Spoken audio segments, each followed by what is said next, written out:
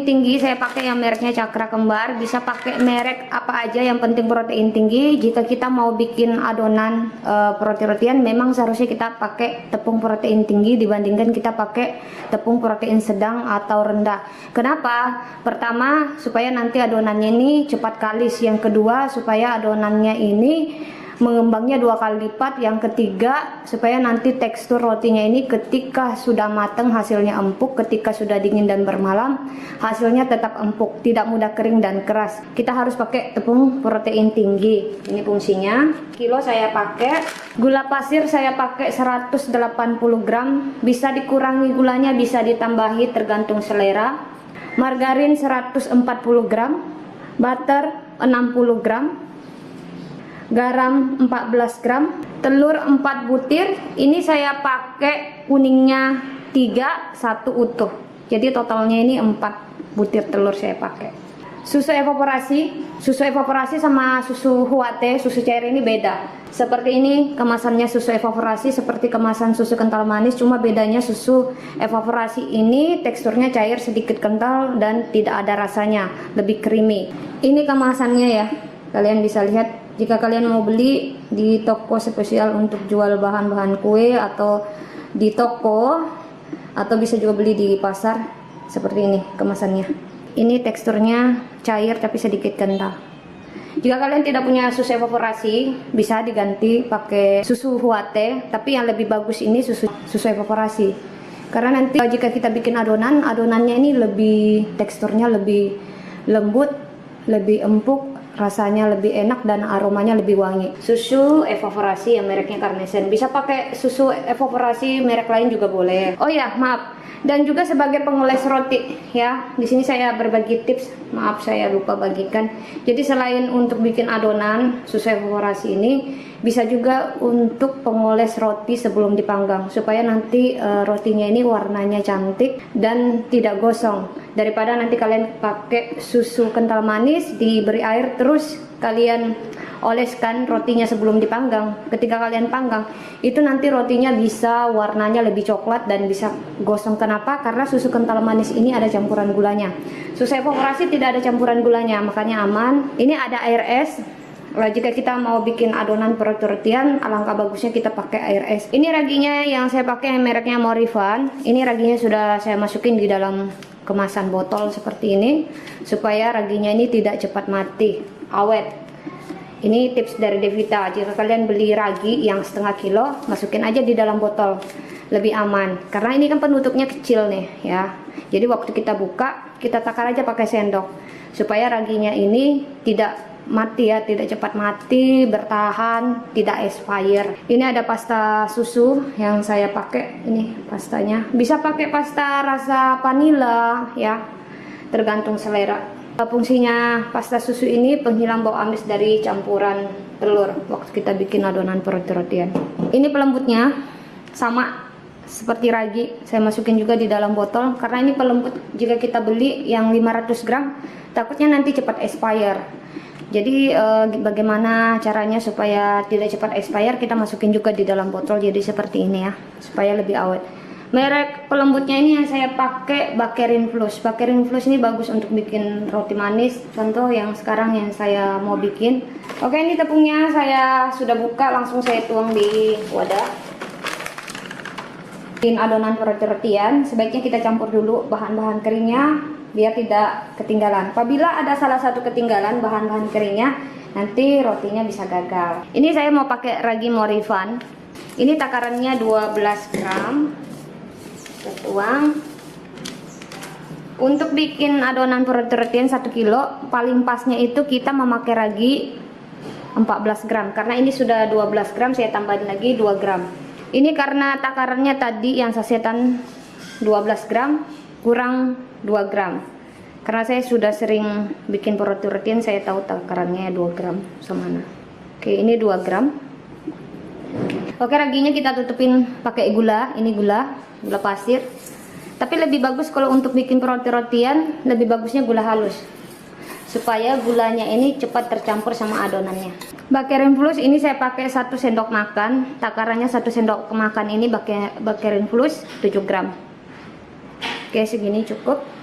7 gram. Fungsinya pelembut roti ini Bakerin Plus supaya nanti tekstur rotinya ini seratnya panjang ya sayangnya, dan teksturnya empuk lembut, dan jika sudah matang teksturnya empuk lembut, dan ketika sudah dingin teksturnya ini lembut, tidak mudah kering dan keras. Ini fungsinya Bakerin Plus. Sama roti-roti yang kalian beli di Holland Bakery, teksturnya ini seratnya panjang, tentunya empuk lembut dan rasanya enak. Oke, ini sudah saya mix bahan-bahan keringnya supaya tidak ketinggalan. Ini saya sisihkan dulu. Selanjutnya margarin, butter ini saya satukan, garam saya satukan juga karena ini sama-sama asin. Ini sudah saya satukan, saya sisihkan dulu. Telur, pasta susu, bisa diganti pakai pasta vanila tergantung selera. Ini saya pakai 1 sendok makan full. Evaporasi ini saya satukan karena ini sama-sama cair. Bahan-bahannya sudah saya persiapkan, sudah ada bahan-bahan keringnya, tepung terigu dan lain-lain yang sudah saya mix. Sudah ada butter, mentega, garam yang sudah saya satukan, pasta susu, dan telur yang sudah saya satukan, dan sudah ada air es. Oke, selanjutnya kita mengaduk. Ini mesinnya yang saya pakai, merek mesinnya CDI yang sering saya gunakan untuk bikin perut tortilla dan segala jenis perut tortilla. Oke, ini bahan adonannya langsung saya tuang di mesin CDI-nya.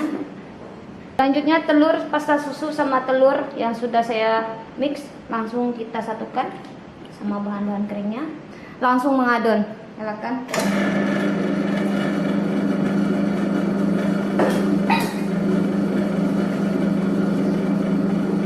Selanjutnya air saya masukin, kita mix karena bahan-bahan keringnya sudah tercampur merata.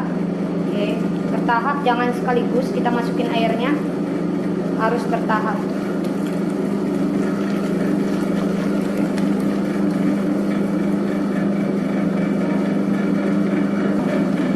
Jangan sekaligus kita masukin.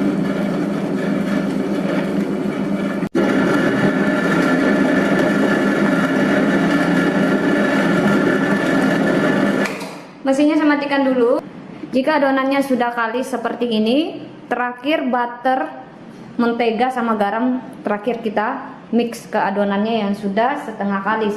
Fungsinya supaya nanti tidak terganggu raginya sayangnya, biar adonannya ini mengembangnya sempurna. Oke, kenapa butter, mentega sama garam terakhir kita masukin supaya juga adonannya lebih cepat kalis. Oke. Kan mesinnya lagi.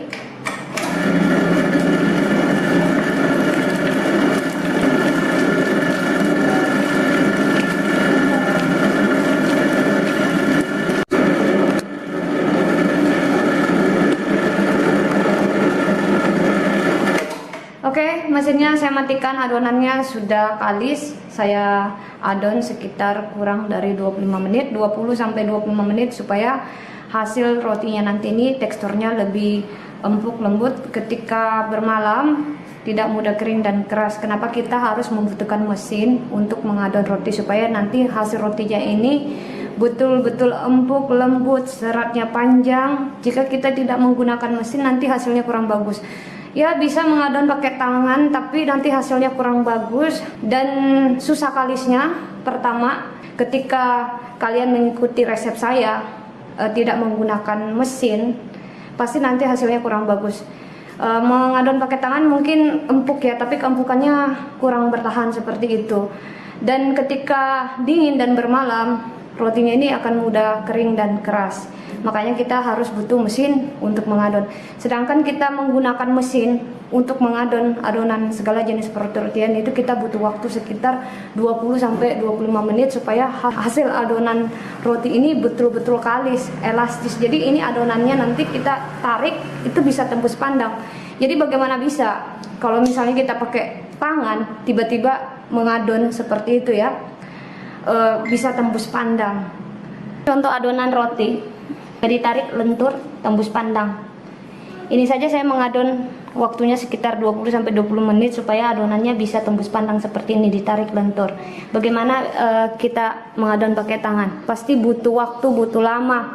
Dan ada yang saya lihat tetangga saya bikin resep perut-rotian, mungkin kalian mengerti ya. Bikin perutian mengadon pakai tangan bisa kalis adonannya seperti ini. Sedangkan saja pakai mesin saja ya saya butuh waktu berapa menit, 25 menit bisa sekali sini. Jadi jangan percaya ada orang mengadon pakai tangan tiba-tiba adonannya kalis, itu pasti dia pakai mesin. Ini sudah saya keluarkan dari mesin, jadi tekstur adonan roti yang bagus harus menggunakan mesin cara mengadon, tidak menggunakan tangan, supaya nanti hasil rotinya ini betul-betul kalis ya, lentur, dan ketika sudah matang empuk lembut dan tidak mudah kering dan keras ketika dingin dan bermalam. Seperti ini contohnya, nih ditarik betul-betul kalis, tembus pandang. Seperti ini tekstur adonan roti-rotian yang bagus. Oke, tips dari Dapur Devita, jika kalian sudah mengeluarkan adonannya dari mesin, sebaiknya langsung dibagi-bagi. Kita proofing, sudah dibagi-bagi ya, dibulat-bulatkan seperti itu. Kita proofing yang pertama, setelah nanti kita proofing 30 menit baru kita isi-isian. Setelah kita isi-isian baru kita proofing lagi yang terakhir, baru kita panggang. Jadi jangan kalian keluarkan dari mesin ya setelah mengadon langsung di proofing besar seperti ini. Ini nanti hasilnya kurang bagus roti-rotiannya. Kenapa saya bilang kurang bagus? Karena dia terlalu over proofing. Akhirnya nanti rotinya ini ketika matang kurang mulus. Alangkah baiknya setelah keluar dari mesin kita adon, ini langsung kita bagi-bagi. Setelah dibagi-bagi baru di proofing. Cara yang seperti ini yang lebih bagus. Oke, ini langsung saya bagi-bagi. Langsung saya bagi-bagi, takarannya masing-masing 30 gram. Harus pakai timbangan supaya besarnya sama rata. 30 gram.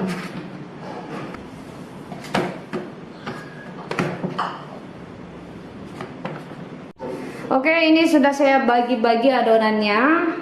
Langsung kita bulat-bulatkan. Langsung dibulat-bulatkan seperti ini.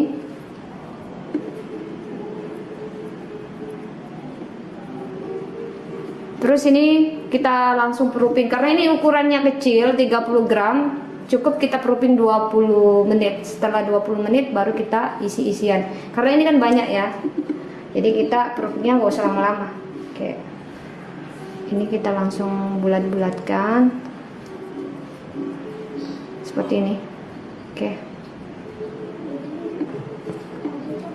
ini harus cepat-cepat kita bulatkan, jangan lama-lama, nanti keburuan mengembang.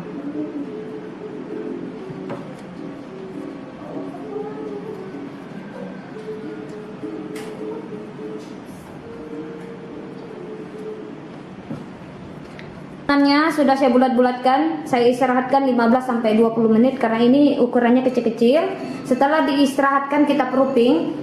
Tadi setelah kita bagi-bagi, kita proofing awal pertama, dan setelah nanti kita proofing kurang dari 20 menit baru kita isi topping. Setelah kita isi topping baru kita proofing lagi sampai betul-betul mengembang dan kita panggang. Oke, untuk resep isiannya di sini sudah saya sediakan bahan-bahannya. Keju parut 200 gram, bisa pakai keju apa aja mereknya boleh. Tepung terigu protein sedang 100 gram. Gula pasir 100 gram, tergantung selera mau ditambahin gulanya atau mau dikurangi juga boleh. Susu dengko bubuk 2 sachet. Saya kasih kalian tips harus pakai susu dengko. Kalau tidak pakai susu dengko yang bubuk nanti teksturnya kurang bagus, dia bisa menggumpal. Tapi kalau kita pakai susu dengko ini nanti teksturnya tidak menggumpal jadinya. Oke. Pertama-tama tepung terigu protein sedang dimasukin, gula, susu dengko yang bubuk. Ini langsung saya mix ya, saya campur.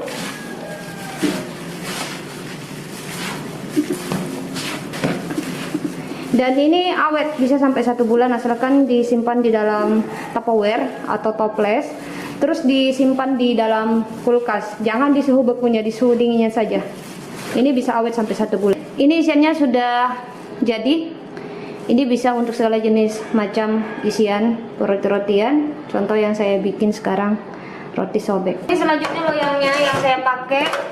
Ini ukurannya 16, tingginya 7. Ini pengolesnya yang saya pakai mereknya Carlo. Saya oles loyangnya pakai ini. Jika kita mau bikin bolu yang dikukus atau dipanggang ya, loyangnya kita oles pakai Carlo, karena Carlo ini lebih bagus untuk pengoles loyang. Oke, ini langsung saya olesin loyangnya. Terus merata kita olesin, jangan sampai tidak merata, biar nanti tidak lengket rotinya ketika sudah matang.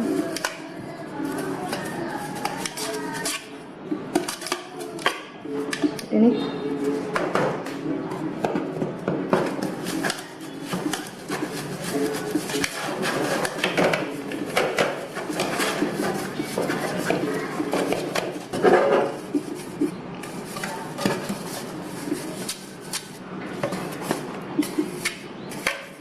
oke, ini adonannya sudah mengembang, sudah saya istirahatkan 20 menit. Selanjutnya kita isi-isian. Jangan di bagian halusnya, jadi kita isi di bagian kasarnya. Kita letakkan dulu di alas, kita pipihkan dulu setengah. Oke, setelah itu kita pipihkan samping-sampingnya, tengahnya kita biarkan menebal. Oke, seperti ini. Lalu kita isi. Oke, diisi ya. Kita tutup. Oke, kita kunci, kita tutup seperti ini.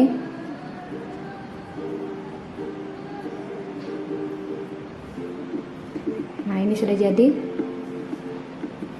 Sama, bagian halusnya kita balik, bagian kasarnya kita pakai mengisi. Kita lap dulu ya. Ini biar rapi. Oke, dipipihkan. Oke, ini.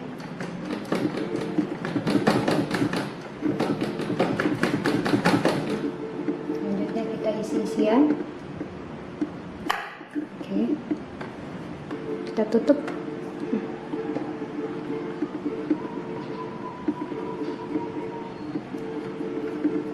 Kita kunci, ditutup seperti ini. Ini sudah jadi. Oke, ini kita bersihkan lagi.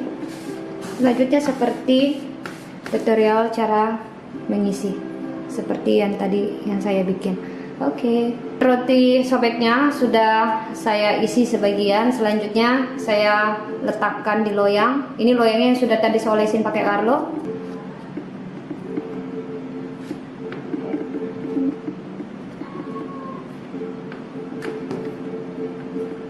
6 cukup, karena ini nanti mengembang waktu di proofing dan ini bisa terpenuhi sampai ke atas. Langsung di proofing kurang dari 2 jam. Ini sama. Ukuran loyangnya ini 16, tingginya 7. Berat adonannya 30 gram. Isinya 6. Ini cara menyusun adonannya di dalam loyang. Tidak boleh terlalu rapat, kita biarkan renggang seperti ini. Waktu di proofing nanti adonannya ini terpenuhi di loyangnya, jadi dia mengembang besar. Oke, seperti ini ya, jangan terlalu rapat, kita renggangkan seperti ini. Sudah saya isi isian topping. Selanjutnya ini saya istirahatkan kurang dari 2 jam sampai betul-betul mengembang 2 kali lipat. Oke, baru kita panggang. Adonannya sudah mengembang 2 kali lipat. Tadi renggang, ini waktu saya masukin adonannya di dalam loyang. Sekarang terpenuhi, sudah tidak renggang. Ini mengembangnya 2 kali lipat. Sebelum dipanggang, kita olesin dulu pakai susu evaporasi dan kita beri topping. Oke, ini susu evaporasinya untuk pengoles roti. Oke. Ini saya ambil secukupnya saja. Maaf, agak berisik suara hujan karena di luar lagi hujan, di Bali lagi musim hujan. Oke, ini diolesin. Susu evaporasi ini sudah saya jelaskan tadi fungsinya ya. Oke.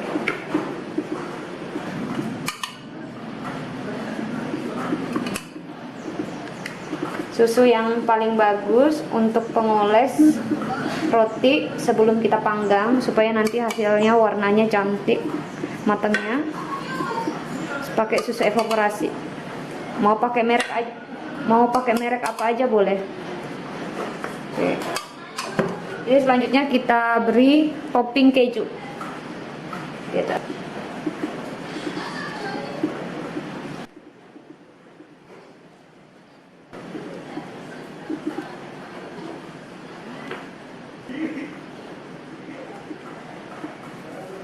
Ini sudah saya beri topping keju di atasnya. Selanjutnya ini langsung dipanggang. Oke sekalian, saya mau review oven spleen yang saya beli kemarin. Kemarin saya unboxing dan saya memperkenalkan kalian oven spleen ini. Oven spleen ini sudah ada model seperti ini, bukaan ke bawah. Ini bukaan ke bawah. Ini yang bukaan pertama, bukaan yang kedua yang ini. Oke. Kalian bisa lihat di dalamnya cukup luas. Modelnya minimalis tapi di dalamnya luas. Oke. Ini saya tutup dulu ya. Saya mau jelaskan sedikit. Oven spleen-nya ini ya memang sudah ada model seperti ini, cuma modelnya ini agak berbeda. Berbedanya pengatur suhu panasnya ini seperti kompor. Kalau model yang terdahulu, yang lama, itu pengatur suhunya seperti keran air. Jadi dia di samping sini. Ini pengatur suhunya yang berbeda dari oven spleen ini. Sekarang kan yang model terbarunya pengatur suhunya kalian bisa lihat yang ini seperti kompor untuk menyalakan kompor. Jadi kalian lebih gampang mengatur suhunya dan menyalakannya itu nanti saya kasih lihat. Nah, kita bahas dulu yang di sini. Model yang lama itu pengatur suhunya di sini. Ada yang seperti keran air seperti itu dan selangnya ini bercabang dua. Kadang kalau kita lupa cara mematikannya atau menyalakannya, kadang gasnya itu keluar dan cukup berbahaya ya bagi pengguna oven gas. Tapi kalian beli oven spleen yang model baru ini sangat-sangat aman dan tidak berbahaya karena pengatur suhunya sekarang di depan. Cantik banget, modelnya minimalis, bukan berarti minimalis ovennya ini kecil, walaupun minimalis di dalamnya luas dan bisa memanggang beberapa loyang masuk ke dalam. Tetap menggunakan tabung gas, kalian bisa lihat ya. Tapi kalau misalnya mau lebih amannya supaya lebih hemat, harus pakai tabung gas yang lebih besar. Biasanya kalau model yang lama itu selangnya bercabang dua dan cara pengatur suhunya itu sekaligus, jadi agak berbahaya. Kalau ini sangat aman sekali. Kita menyalakan ovennya ini otomatis nanti suhu panasnya ini kita bisa tahu berapa celcius panasnya waktu kita sudah menyalakan ovennya ini. Itu kan ada pengatur suhunya tadi yang warna merah hitam tuh yang seperti untuk menyalakan kompor. Ketika kita sudah nyalakan oven gasnya ini, nanti kita bisa lihat suhu panasnya ini berapa. Jadi di situ kita bisa tahu berapa panas ovennya ini. Kalian bisa lihat nih di dalamnya minimalis tapi dalamnya luas. Ini yang rak pertama, oke. Ini rak yang kedua. Ini kalian bisa lihat ya, rak yang kedua. Maaf sekali ya, berisik sekali di luar. Itu banyak sekali anak-anak berondong di luar situ ya, anak sekolah, anak SMA. Biasa guru Evita kan masih muda ya, jadi kayaknya ditaksir. Maaf. Kita menyalakan ovennya ini cukup kita pakai api bawah. Yang ini api bawah ya sayangnya, api bawah. Tidak perlu kita pakai api atas. Kenapa? Kalau misalnya kita pakai api atas, nanti rotinya bisa gosong. Kecuali kita bikin pizza, oke, kita pakai api atas. Oke, ini saya tutup. Jadi kita menyalakannya ini harus dibuka ya, jangan sampai tidak dibuka, biar gasnya ini tidak terjebak di dalam. Jika kita tutup semua pintu-pintunya ini, bahaya. Nanti gasnya bisa terjebak di dalam. Kita nyalakan pakai korek, itu bisa apinya bisa keluar, terpaksa seperti itu. Oke, ini saya tutup dulu ya. Saya tutup dulu. Jadi kita kalau mau menyalakan ini ya harus lewat sini.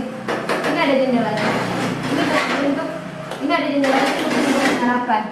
Dan saya kasih tips kalian, kalau kalian punya oven seperti ini harus punya korek panjang seperti ini ya. Ini lebih aman, jangan pakai korek api. Jika kalian pakai korek api, nanti terkena panas, tangannya terkena api, ini lebih aman koreknya. Oke. Jadi kita nyalakan seperti ini ya, nyalakan seperti ini. Ini lebih aman. Dan ini langsung saya mau panggang roti sobeknya. Saya buka dulu pintu-pintunya ini. Karena saya tidak pakai api atas, yang penutupnya di atas tidak perlu saya buka. Di bagian bawah juga ini harus dibuka semua ketika kita mau menyalakan supaya aman. Oke, ini saya buka semua ya. Ini pengatur suhunya saya nyalakan dulu. Ini seperti kompor gas. Ini kalian bisa dengar ya, seperti kompor gas. Dan ini aman. Oke, kalian bisa dengar ya. Oke, ini langsung saya nyalakan. Bismillahirrahmanirrahim. Saya atur naik ke atas. Ini gasnya sudah keluar. Oke, ini sudah menyala. Ini. Oke, ini sudah menyala. Saya ratakan dulu. Oke. Ini sudah menyala. Kita tunggu panas sekitar kurang dari 10 menit. Setelah itu roti sobeknya kita panggang. Oke, ovennya sudah panas. Boleh kita langsung panggang rotinya. Ini saya buka dulu. Oke. Saya pakai api atas saja memanggangnya, nanti baru saya pindahkan ke bawah.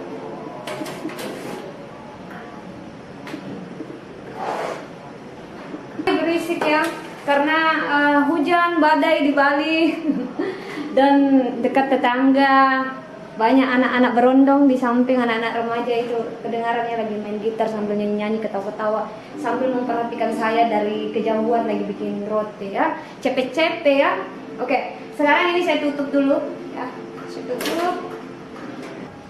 Waktunya dipanggang rotinya ini sekitar 35 sampai atau 40 menit paling cepat. Panas suhu ovennya 170 sampai 180 Celcius. Nanti jika sudah setengah matang, kita bisa pindahkan yang api atas turun ke api bawah, yang api bawah naik ke api atas. Ini sudah matang, langsung saya keluarkan ya. Ini saya panggang kurang dari 35 menit. Ini sudah matang. Ovennya saya matikan dulu. Nih. Matang merata. Keluarkan. Nih, cantik banget. Ini rotinya sudah matang, harus dikeluarkan dari loyang. Jangan sampai tidak dikeluarkan, lama-lama nanti rotinya bisa berkeringat. Ini dihentak-hentakan seperti ini, biar rotinya tidak kusut. Dihentak. Ini ada jaring pendingin. Jika rotinya tidak mau basah bawahnya atau berkeringat, harus pakai jaring pendingin seperti ini, rak pendingin, supaya rotinya tidak basah. Makanya ada roti basah karena tidak pakai jaring pendingin.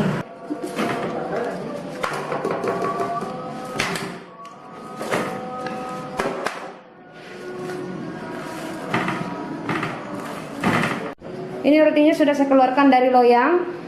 Tadi saya pakai oven spelin, saya review bikin roti sobek. Seperti ini, warna rotinya cantik banget, matang merata, tidak gosong. Ini rotinya. Memanggang pakai oven spelin cantik banget dan warnanya cantik, matang merata.